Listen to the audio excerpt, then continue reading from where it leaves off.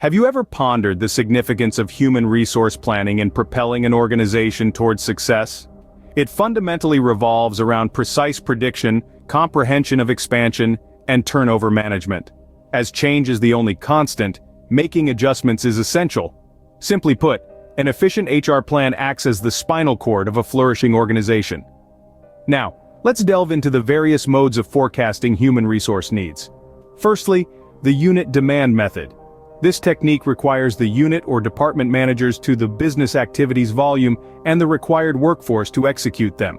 It aids in comprehending the staffing requirements of individual units, and aggregating this data from all units offers a clear picture of the overall staffing needs of the organization.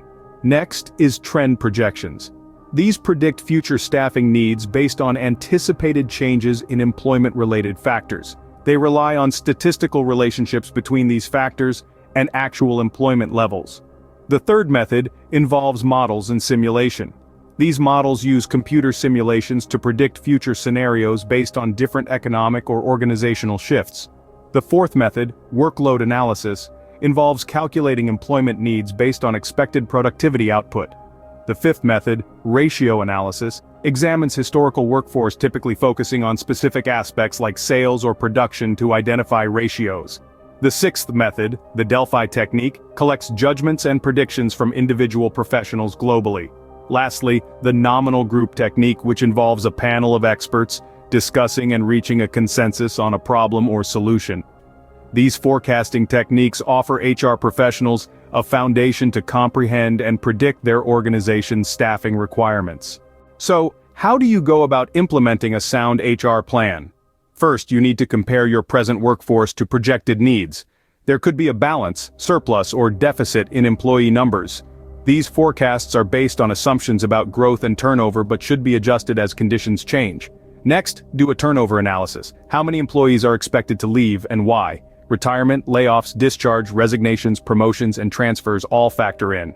Identifying why employees are leaving helps address retention issues. Thirdly, plan for succession. Who are the promising employees that could step into managerial or executive roles in the future? By having a pool of trained individuals ready to step into leadership positions, you're ensuring a smooth transition when it's needed. Now consider a dual career ladder. This offers employees a path that focuses on expertise and cross-training, allowing them to excel in two distinct roles. For instance, a technology company might offer its software engineers opportunities to become technical architects without having to move into managerial roles.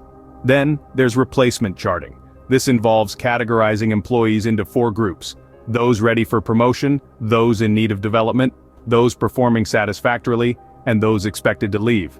Strategies can then be developed to nurture talent, address performance issues, and manage turnover proactively. Remember, the key to efficient HR planning lies in its consistent implementation. Let's quickly recap what we've covered about implementing HR plans. We've discussed the significance of HR planning, the steps involved, and the need for continuous evaluation. We've also touched on turnover analysis, succession planning, and dual career ladders. With these steps in mind, you're now equipped to navigate the complexities of HR planning.